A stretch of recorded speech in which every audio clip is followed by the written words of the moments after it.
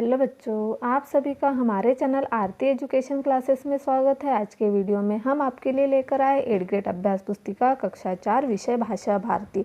यह जो 8th grade अभ्यास पुस्तिका है वह हमारे सत्र 2023-24 के लिए है, जो कि नया सत्र, और इसी 8th ग्रेड अभ्यास पुस्तिका से आपको वार्षिक परीक्षा के लिए महत्वपूर्ण प्रश्नोत्तर आएंगे। तो आइए हम देखते हैं 8th ग्रेड अभ्यास पुस्तिका कक्षा 4 विषय हिंदी। तो देखिए बच्चों, यहाँ कक्षा 4 विषय हिंदी का जो हम लेकर आए हैं पाठ 1 प्रार्थना। इस वीडियो में हम लेकर आए हैं आपके लिए पाठ 1 प्रार्थना। आने वाले वीडियो में हम आपके लिए लेकर आएंगे पाठ 2 गुरुदेव। तो आइए बच्चों, हम इसी क्रम में आगे बढ़ते हैं और देखते हैं पाठ 1 प्रार्थना के प्रश्नोत्तर हमें किस तरह से हल करना है। तो यहाँ पर देखिए दिया हुआ है पाठ 1 प्रार्थना। इसमें कुछ कहा गया है हमें पूर्व तैयारी हमें किस तरह से करना है। सर्वप्रथम किसी भी कार्य को प्रारंभ करने से पहले क्या करना चाहिए? खाना, प्रार्थना, खेलना, मध्याह्न भोजन। बच्चे अपेक्षित उत्तर देंगे, मतलब आप बता सकते हो। सोचो जरा, सबसे पहले किसी कार्य को प्रारंभ करने से हमें क्या करना चाहिए, सोचो। हाँ देखो, मैं बता देती हूँ, हमें किसी भी कार्य को शुरू करने से पहले हमें प्रार्थना करनी चाहिए। आप यहाँ पर एक प्रार्थना बोल सकते हैं और इसी तरह से आपके शिक्षक इस पर चर्चा करेंगे। यहाँ पर देखिए, सबसे पहले बहुविकल्पीय प्रश्न, सही विकल्प छांट कर लिखिए। प्रश्न नंबर 1, कवि किसके जल, पवन, अन्न, माटी में पलता है?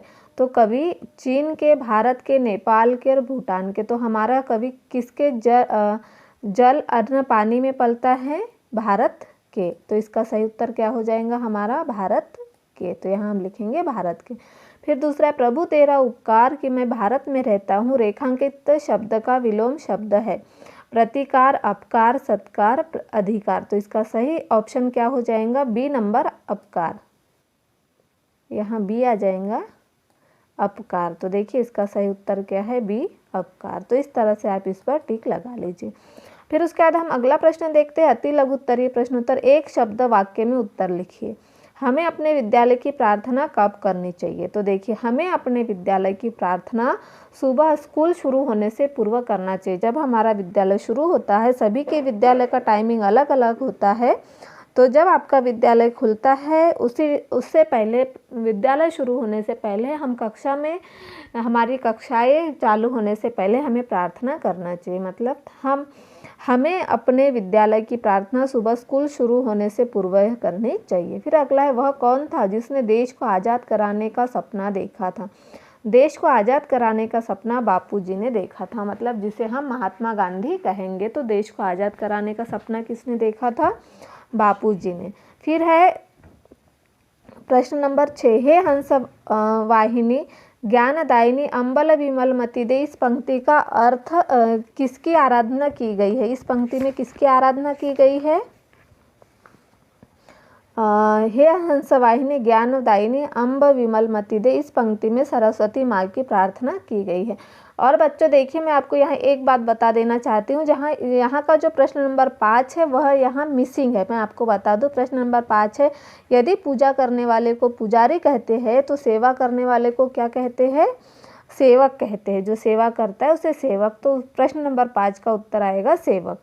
और हमने इसी तरह से आपको प्रश्न नंबर 6 का उत्तर बता दिया है। आइए हम देखते हैं अगला प्रश्न, प्रश्न नंबर 7, प्रार्थना कविता में कवि ने किन किन को अपना सगा माना है? तो प्रार्थना कविता में कवि ने प्रकृति, पुरुष, पशु को अपना सगा माना है। प्रार्थना कविता के जो कवि है उन्होंने प्रकृति को, पुरुष को, पशु को अपना सगा माना है। उसके बाद हम अगले प्रश्न की ओर बढ़ते हैं, प्रश्न नंबर 8, हमें अपने देश के लिए क्या करना चाहिए? हमें अपने देश के लिए परोपकार की भावना रखनी चाहिए। हमें क्या करना चाहिए? अपने देश के लिए परोपकार की भावना रखना चाहिए। प्रकृति, पशु, मनुष्य को अपना सगा मानना चाहिए। देश सेवा करनी चाहिए। हमें क्या करनी चाहिए? देश सेवा भी करनी चाहिए। फिर उसके बाद हमारा अगला प्रश्न है, प्रश्न नंबर 9, अपने आराध्य की आराधना करने से क्या लाभ है? अपने आराध्य की आराधना करने से हमें क्या लाभ मिलता है? अपने आराध्य की आराधना करने से हमें कार्य करने की शक्ति और प्रेरणा मिलती है। क्या होता है? हमें कार्य करने की शक्ति और प्रेरणा मिलती है। उसके बाद हमारा अगला प्रश्न है, प्रश्न नंबर 10, मेरी मातृभूमि है भारत, मैं भारत के योग्य बनूं। इस कविता से आप क्या समझते हो? अपने शब्दों में लिखिए। यह भारत भूमि मेरी जन्मभूमि है, अतः कवि प्रार्थना करते हैं कि मुझे इतनी ताकत देना कि मैं भारत की रक्षा करूं, उसके योग्य बनूं। यह भारत भूमि क्या है? मेरी जन्मभूमि है। और मैं जो कवि है वह प्रार्थना करते हैं कि मुझे इतनी ताकत देना कि मैं भारत की रक्षा करूं, उसके योग्य बनूं। आइए अगला प्रश्न, प्रश्न नंबर 11। मातृभूमि से आप क्या समझते हैं? इससे संबंधित कोई एक कविता लिखिए। मातृभूमि हमारे देश की भूमि है। जिस देश में हमारा जन्म हुआ है वह हमारी मातृभूमि है। मातृभूमि से संबंधित एक कविता देखिए। मातृभूमि की माटी चंदन आओ तिलक लगाए, इस माटी में जन्म लिया यह सोच के हम इतराए, वीरों की पावन धरती पर आओ शीश झुकाए। इस तरह से यहाँ कविता लिख सकते हैं आप, मातृभूमि पर आधारित।